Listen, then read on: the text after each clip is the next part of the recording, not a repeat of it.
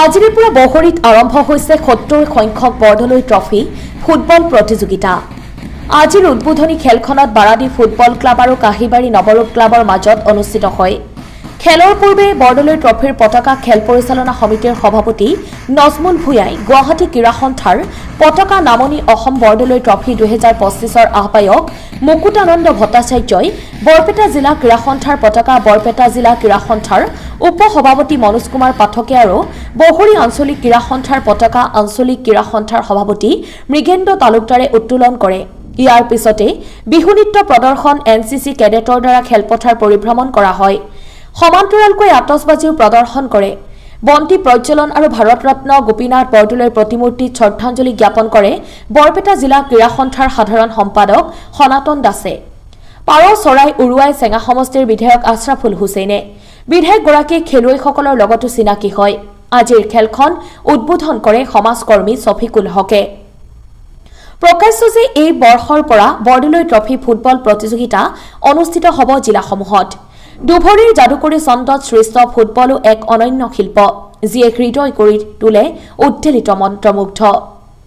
তাৰে অনুপ্ৰেৰণাত বৃহত্তৰ বহৰী অঞ্চলৰ এদল নবীন প্ৰবীণ ফুটবলাৰৰ আশা সুধীয়া প্ৰচেষ্টাত 1974 চনত জন্মলাভ কৰা বহৰী আঞ্চলিক ক্ৰীড়া সন্থাৰ তত্বাৱধানত বহৰী হাইস্কুল মিনি ষ্টেডিয়ামত অনুষ্ঠিত হ'ব 70 সংখ্যক ভাৰতৰত্ন লোকপ্ৰিয় গোপীনাথ বৰদলৈ ট্ৰফী ফুটবল প্ৰতিযোগিতা।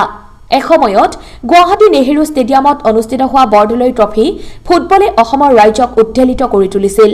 দেশৰ কেইবাটাও নামী দামী ফুটবল দলৰ লগতে নেপাল, বাংলাদেশ, ভূটান ইত্যাদি বিদেশী দলেও বৰদলৈ ট্ৰফী ফুটবল প্ৰতিযোগিতাত অংশগ্ৰহণ কৰি প্ৰতিযোগিতাখনৰ নাম যশ বৃদ্ধি কৰিছিল।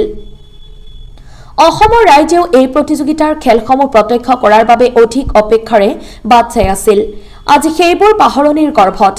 আজিৰ প্ৰজন্মই নাজানে বৰদলৈ ট্ৰফীৰ গৰিমা। সেয়েহে ক্ৰীড়া সন্থাৰ উদ্যোগত অনুষ্ঠিত হোৱা অসমৰ ৰাইজক উদ্বেলিত কৰা বৰদলৈ ট্ৰফী ফুটবল প্ৰতিযোগিতা এইবাৰ অনুষ্ঠিত হ'ব বৰপেটা জিলাৰ বহৰীত। গুৱাহাটী ক্ৰীড়া সন্থাৰ উদ্যোগত বৰপেটা জিলা ক্ৰীড়া সন্থাৰ সহযোগত আৰু বহৰী আঞ্চলিক ক্ৰীড়া সন্থাৰ তত্বাৱধানত অনুষ্ঠিত হ'ব লগা বৰদলৈ ট্ৰফী ফুটবল প্ৰতিযোগিতাখনৰ আজিৰ খেলখনত বাৰাদি ফুটবল ক্লাবে কাহিবাৰী নৱৰূপ ক্লাবক 2-0 গ'লৰ ব্যৱধানত পৰাজিত কৰে। উল্লেখ্য যে দ্বিতীয় হাফত বাৰাদি ক্লাবৰ হৈ গল দুটি দিয়ে ক্ৰমে ফবলিং বসুমতাৰী আৰু ৰবাৰ্ট খংজঙে। কাইলৈৰ খেলখন বহৰী আঞ্চলিক ক্ৰীড়া সন্থা বনাম বৰনগৰ ফুটবল কোচিং চেণ্টাৰৰ মাজত অনুষ্ঠিত হ'ব। কাইলৈৰ খেলত সমূহ ৰাইজৰ উপস্থিতি কামনা কৰিছে বহৰী আঞ্চলিক ক্ৰীড়া সন্থাই।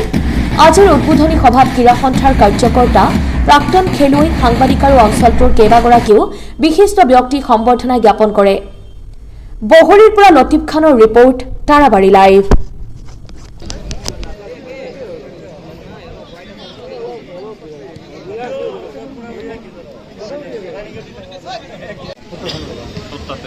তত্ত্বাতে SDD